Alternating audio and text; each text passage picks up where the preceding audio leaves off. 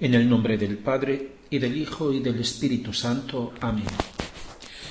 Continuamos con nuestro pequeño catecismo, Razón y Fe, y este es el 5º capítulo, en el que vemos quién es Dios y hablamos de la Santísima Trinidad. En primer lugar, ¿qué nos ha revelado Dios de sí mismo? Con la sola razón podemos comprender que Dios existe, que no es algo, sino alguien, que es el creador de todo lo que existe y es absolutamente distinto de todas las cosas creadas por Él, que es omnipotente, infinitamente grande, sabio y bueno, que es libre en su obrar, etc. Dice San Pablo en la carta a los Romanos: lo que de Dios se puede conocer es manifiesto. Dios mismo lo ha manifestado. En efecto, desde la creación del mundo, sus perfecciones invisibles pueden ser contempladas con la mente en las obras hechas por Él, como su eterna potencia y divinidad. Pero la sola razón humana no puede ir más allá.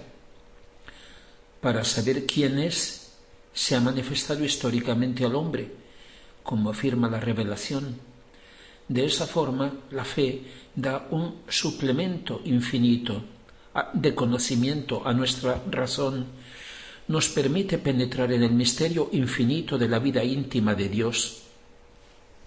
Y Dios, que es absolutamente uno, se presenta como 3 personas, iguales y distintas. Es el misterio de la Santísima Trinidad. Desde la primera página de la Biblia encontramos elocuentes alusiones al misterio divino, a la luz de los cuales podemos luego hallarlos por todas partes en la creación. Dios es un solo Dios en 3 divinas personas: el Padre, el Hijo y el Espíritu Santo. Un solo ser. En el Antiguo Testamento no hubo una revelación explícita del misterio trinitario. Las 3 divinas personas del único Dios. Desde el primer capítulo del Génesis hay ya elocuentes alusiones a Dios en singular, que habla en plural. Notemos esto. Leemos: y Dios dijo: hagamos al hombre a nuestra imagen, a nuestra semejanza. Y Dios creó al hombre a su imagen, a imagen de Dios lo creó, varón y hembra los creó. Y poco más adelante, el Señor Dios dijo entonces, en singular: he aquí que el hombre ha llegado a ser como uno de nosotros. Lo mismo se ve en el capítulo 18, la aparición de Dios a Abraham, que vio 3 hombres que estaban de pie ante él. Apenas los vio, se postró diciendo: Señor mío, si he hallado gracia a tus ojos, etc. Las 2 personas que prosiguen son llamadas ángeles, pero en el sentido etimológico, enviados. En este sentido se lee también en el profeta Isaías, capítulo 48, 16, ahora el Señor Dios me ha enviado junto con su Espíritu. Es decir, que hay elocuentes alusiones en el Antiguo Testamento, pero se iluminan solamente a la luz del Nuevo. La Trinidad de personas de Dios se manifiesta a partir del bautismo de Jesús en el Jordán. Y luego tantas veces Jesús lo dice: quien me ve a mí ve al Padre. El Padre que vive en mí hace sus obras. El Padre y yo somos una sola cosa, etc. Y lo dice en la carta a los Hebreos: este Hijo es irradiación de su gloria y huella de su ser. La fe y la religión cristiana no son sólo una creencia intelectual en una serie de verdades o de ideas escritas en un libro, en nuestro caso la Biblia, como son otras religiones llamadas del libro. Nuestra fe y religión son la relación viva con una persona histórica, sí, pero viva y presente, Jesucristo, el Hijo de Dios y verdadero hombre, que nos revela la persona del Padre por obra de la persona del Espíritu Santo. Los nombres de las tres divinas personas nos lo da la misma Sagrada Escritura. Si el Padre se llama Padre, es porque es así, aunque Dios, purísimo Espíritu, no sea masculino ni femenino. Él no toma el nombre o el concepto del hombre que llega a ser Padre, sino al contrario, por ser Dios precisamente así, ha querido darle al hombre este rasgo. Asimismo, el Hijo de Dios ha querido ser el Hijo del hombre, así se presenta, porque así refleja su condición divina de ser el Hijo. Pero el Padre, el Hijo y el Espíritu Santo podrían ser llamados respectivamente el amante, el amado y el amor. Así, cuando el Padre hizo oír su voz en el bautismo de Jesús en el Jordán o en la transfiguración, dijo: este es mi Hijo amado. Si dice mi Hijo es porque el que habla es Padre. Mi Hijo amado es porque el Padre es el que ama, el Hijo es el amado, y el amor que los une es el Espíritu Santo. O bien podrían ser llamados la fecundidad divina es el Padre, el fruto de su fecundidad es el Hijo, y el realizador de la fecundidad es el Espíritu Santo. O bien, el Padre es el revelado, el Hijo es su revelación y el Espíritu Santo es el divino revelador. El Padre es el objeto de la revelación, el revelado. El Hijo es esa revelación del Padre y el Espíritu Santo es el que hace esa revelación. Y leemos esta página bellísima del segundo volumen de la Sierva de Dios Luisa Picarreta, del 28 de enero del 1899. Es prácticamente la primera página que ella escribe por obediencia a su confesor. Dice así: ahora bien, mientras me veo fuera de mí misma, encontrándome en lo alto de los cielos, me ha parecido ver a Dios dentro de una luz, y Él mismo parecía también luz, y en esa luz hay belleza, fuerza, sabiduría, inmensidad, altura, profundidad sin límites y confines, de modo que hasta en el aire que respiramos está el mismo Dios que se respira. Por tanto, cada uno lo puede sentir como vida propia, como de hecho lo es. Así que nada se le escapa y ninguna cosa puede huir de él. Esta luz parece toda voz y sin que hable es toda activa, mientras que siempre descansa. Está por todas partes sin obstaculizar nada. Y mientras está en todas partes tiene también su centro. Oh Dios, cuán incomprensible eres. Te veo, te siento, eres mi vida, te empequeñeces en mí mientras sigues siempre inmenso y nada pierdes de ti. Y sin embargo siento que balbuceo y que no sé decir nada.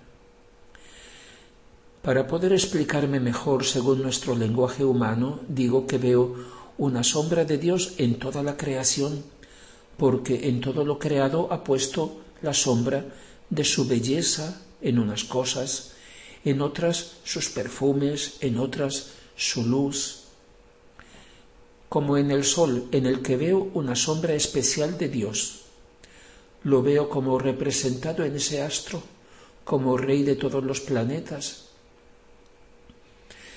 ¿Qué cosa es el sol? No es más que un globo de fuego. Uno es el globo, pero muchos son los rayos. de manera que fácilmente podemos comprender que el globo representa a Dios y los rayos son los inmensos atributos de Dios. El sol es fuego, pero al mismo tiempo es luz y es calor. Por tanto, la Santísima Trinidad se refleja en el sol. El fuego es el Padre, la luz es el Hijo, el calor es el Espíritu Santo, pero uno es el sol. Y como no se puede separar el fuego de la luz y del calor, así una es la potencia del Padre, del Hijo y del Espíritu Santo, que entre ellos no se pueden realmente separar. Y como el fuego a la vez produce la luz y el calor, de modo que no se puede concebir el fuego sin concebir también la luz y el calor, así no es posible concebir el Padre antes que el Hijo y el Espíritu Santo, y así recíprocamente los tres tienen el mismo principio eterno. Añado que la luz del sol se extiende por todas partes. Así Dios, con su inmensidad, penetra en todas partes. Pero recordemos que el sol no es más que una sombra, porque el sol no llega hasta donde no puede penetrar con su luz, mientras que Dios penetra en todas partes.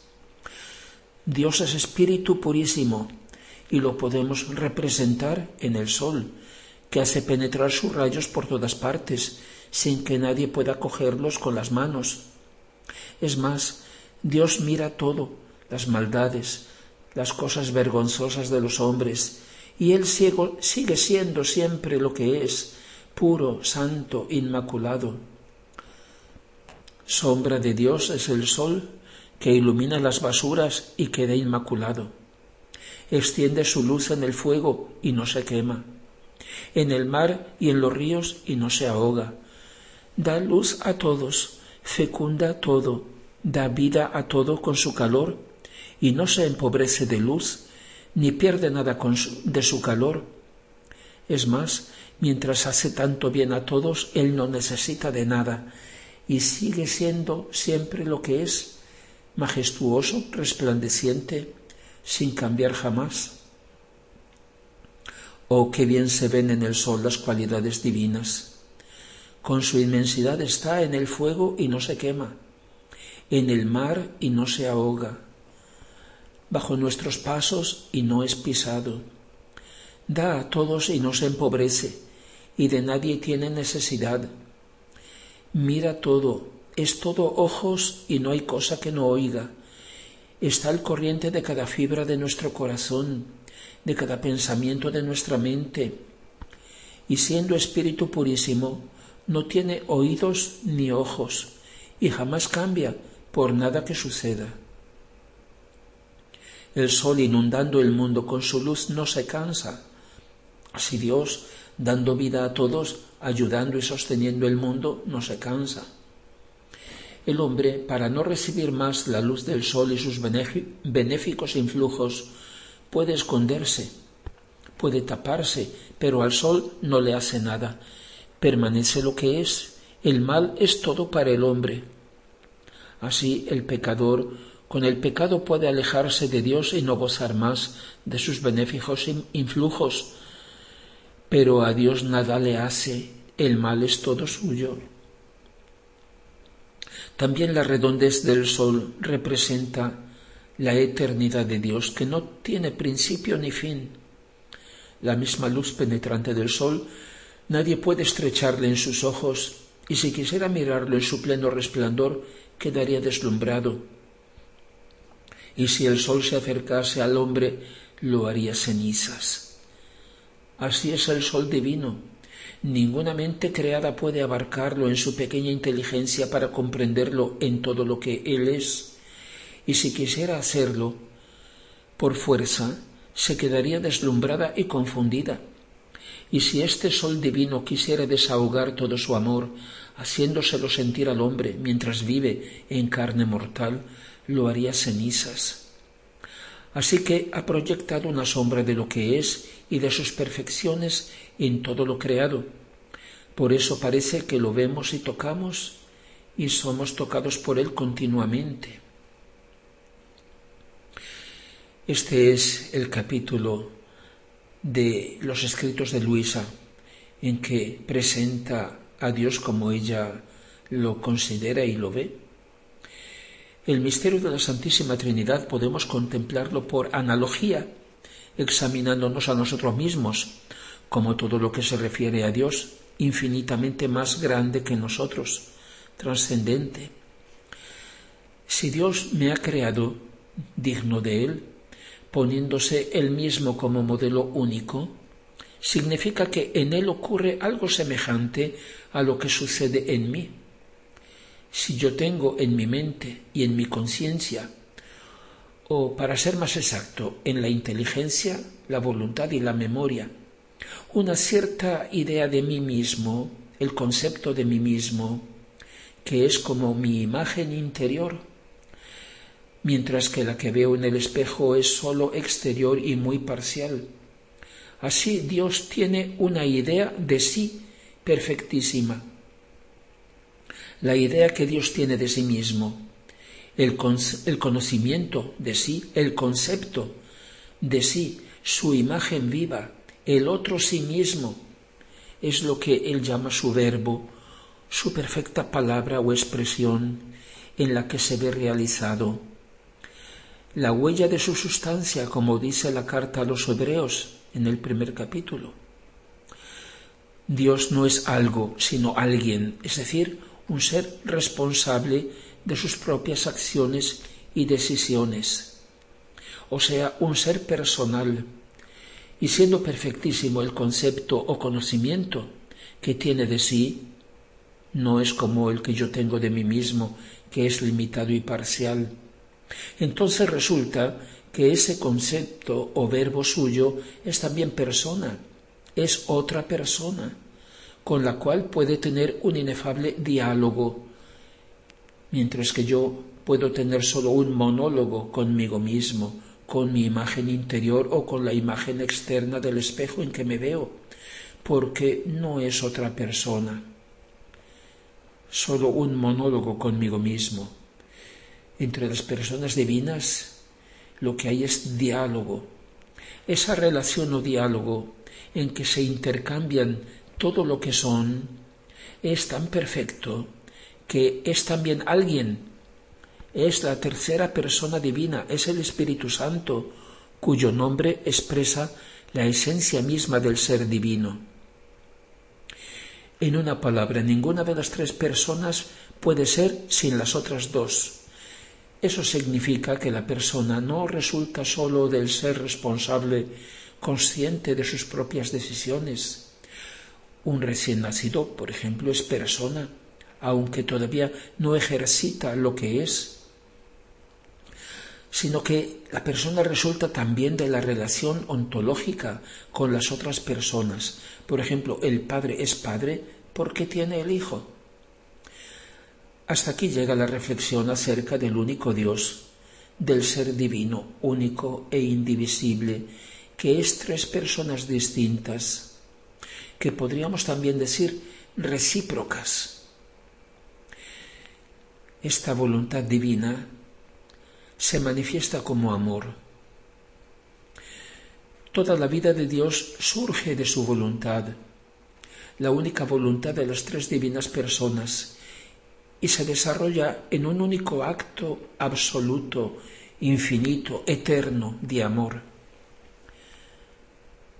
En él el Padre manifiesta y comunica todo lo que Él es al Hijo, todas sus infinitas perfecciones. Todo deposita en Él, excepto, fijémonos bien, su condición específica de ser Padre del Verbo, porque sería contradictorio. De hecho, el Hijo no podría ser Padre de sí mismo, y tampoco puede darla al Espíritu Santo, porque esa divina persona es la relación, es el vínculo, es el diálogo de amor entre las dos primeras. ¿Qué hacer?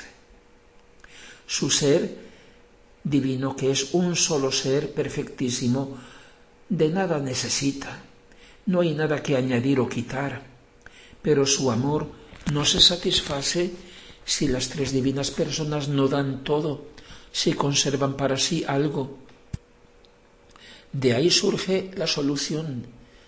Sin necesidad de nada, sino solo por amor, el Padre ha querido eternamente otra persona, distinta del Hijo y del Espíritu Santo, una cuarta persona, a la cual comunicar o con la cual poder compartir su condición propia de Padre, del Verbo, una persona por lo tanto externa a la Santísima Trinidad, una persona que había de crear aposta para desahogar su amor en esta criatura singular, la paternidad divina.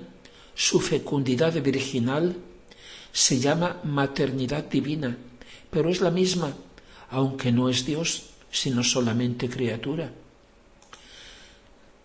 Dios la ha querido eternamente, y eso es porque en Dios no hay sucesión de actos, sino un único acto infinito, exhaustivo. A nosotros nos parece que primero hace una cosa y luego otra, pero el acto está por encima del transcurrir del tiempo. Entonces, desde el punto de vista de Dios, no solo María, sino nosotros y todo lo que existe, somos eternos, siempre presentes en el pensamiento y en el querer de Dios, aunque desde nuestro punto de vista de criaturas somos temporales. O sea, nuestra existencia tuvo un comienzo, si bien nosotros, igual que los ángeles, no tendremos fin. Y el Verbo divino, al ver la paternidad de su Padre amado, bilocada, por así decir, en una criatura, arrebatado por el amor, decide hacerse él también criatura para ser su hijo y honrar así en ella la paternidad de su Padre. Por tanto, bien podemos afirmar que el primer motivo, en orden de importancia, que el Verbo eterno tuvo para encarnarse, no fue tanto el pecado de los hombres cuanto la gracia perfecta de María. Después, por motivo de esta pareja inicial de criaturas, Dios ha decretado dar la existencia a todas las demás en su propio orden y grado. Con esta reflexión tenemos ya un indicio segurísimo del porqué de la encarnación, la cual no podía depender de nuestro comportamiento de criaturas, no era suficiente. Su causa no puede ser más que en el misterio del amor de las tres divinas personas, en la vida íntima de Dios. Y también un primer indicio de por qué una pura criatura era destinada a ser la madre del Hijo de Dios encarnado. Del amor de Dios proceden las obras de Dios. Con San Pablo, en la carta a los Efesios, primer capítulo, la carta a los Colosenses, primer capítulo, y con San Juan en su primera carta, primer capítulo, con ellos, con San Pablo y San Juan, afirmamos que desde la eternidad el Hijo o Verbo eterno de Dios se llama Jesucristo, es decir, su encarnación, su naturaleza humana, no es para él una cosa facultativa o secundaria, y es necesariamente el Hijo de María, no siendo posible lo contrario. Por eso la Iglesia dice que María está arcanamente unida a Jesucristo desde toda la eternidad con un mismo decreto de predestinación. Estas son palabras de la Constitución Apostólica Munificentissimus Deus del Papa Pío XII, 1950. Repito la frase: María está arcanamente unida a Jesucristo desde toda la eternidad con un mismo decreto de predestinación. Afirmamos igualmente que Jesucristo es el autor y el destinatario o heredero de toda la creación, es el primogénito y el prototipo de todas las criaturas. Y afirmamos que en el tiempo Él, encarnándose, ha tomado nuestra naturaleza humana porque antes al crearnos nos había dado su naturaleza humana. Parece un juego de palabras, pero fijémonos bien, lo voy a repetir, en el tiempo, al encarnarse, ha tomado nuestra naturaleza humana, la pobre naturaleza decaída del hombre, porque antes, al crearnos, nos había dado una naturaleza sobre el modelo de la suya, nos había dado su naturaleza humana. Por tanto, si el Hijo de Dios se ha hecho hombre como nosotros, tanto más quiere hacernos hombres como Él. El Padre ha mirado a su Hijo y ha visto a María. Luego, mirándolos a ellos dos, nos ha visto a todos nosotros. Mirándonos a nosotros, ha visto todo el resto de las criaturas. Y dice la primera carta a los Corintios: todo es vuestro, pero vosotros sois de Cristo, y Cristo es de Dios. Pero su ideal no termina en esto. Mirándonos a nosotros ahora, quiere ver en cada uno de nosotros a su único Hijo Jesucristo. Por tanto, en el eterno decreto de la encarnación, Dios ha establecido que el Hijo tuviera, además de su propio cuerpo humano, personal, físico, un cuerpo místico suyo, del cual Él fuera la cabeza, el Rey, un cuerpo concebido en Él y por motivo de Él desde el principio. Ese es su verdadero reino. Pero qué desilusión es para el Padre cuando nos mira a nosotros y no ve a su amadísimo y único Hijo, o ve apenas algo. Del primer decreto eterno del amor de las tres divinas personas, ese primer decreto es la encarnación del Verbo, proceden las obras externas, ad extra, de Dios, la creación, la redención y la santificación. Dios no necesitaba de nada ni de nadie. Dios es infinita bondad que se da. La necesidad que siente es de desahogar su amor. Todo lo que ha salido de Dios como amor debe volver a Dios como respuesta a su amor.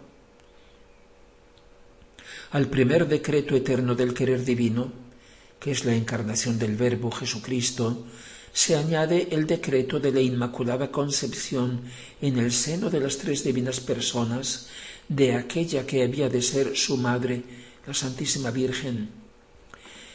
De ella, sin embargo, Dios ha hecho que dependiera la misma encarnación del Hijo de Dios.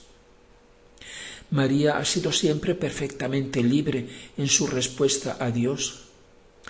Dios, se ha jugado todo con la libre respuesta de María, solo por amor, la sola respuesta digna de Él. Sin ella no habríamos tenido Redentor ni redención. Sin ella no habría habido ni siquiera una página del Evangelio. Es más, puesto que la misma creación de todos nosotros y de todo lo que existe debía depender de la encarnación del Verbo Divino, la consecuencia es que la misma existencia de la Virgen y de todos nosotros, Dios la ha hecho depender del sí divino y continuo de María.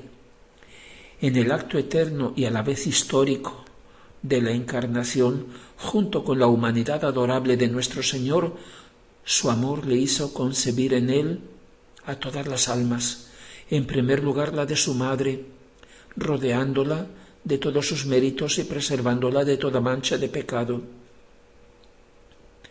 Por eso es que Dante se expresa diciendo: «Oh Virgen Madre, hija de tu Hijo», así la llama, hija de tu Hijo. Y leemos finalmente, por último, este texto de la primera carta a los Efesios, al principio, en el primer capítulo, donde dice: «Bendito sea Dios Padre de nuestro Señor Jesucristo, que nos ha bendecido con toda bendición espiritual en los cielos en Cristo. En Él nos escogió antes de la creación del mundo, para ser santos e inmaculados ante Él en el amor, predestinándonos a ser sus hijos adoptivos por obra de Jesucristo, según el beneplácito de su voluntad, para gloria y alabanza de su gracia que nos ha dado en su Hijo amado, en quien tenemos la redención mediante su sangre, la remisión de los pecados según la riqueza de su gracia. Él la ha derramado en abundancia sobre nosotros con toda sabiduría e inteligencia, ya que nos ha hecho conocer el misterio de su voluntad, según lo que en su benevolencia había preestablecido en Él para realizarlo en la plenitud de los tiempos. El proyecto de recapitular en Cristo todas las cosas, las del cielo como las de la tierra. Alabado sea Jesucristo.